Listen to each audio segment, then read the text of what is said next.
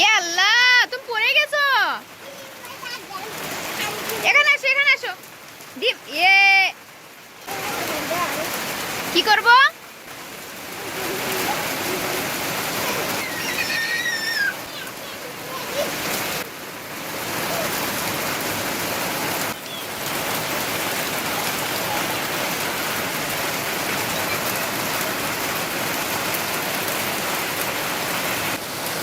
আসো। কি হয়েছে পায়া?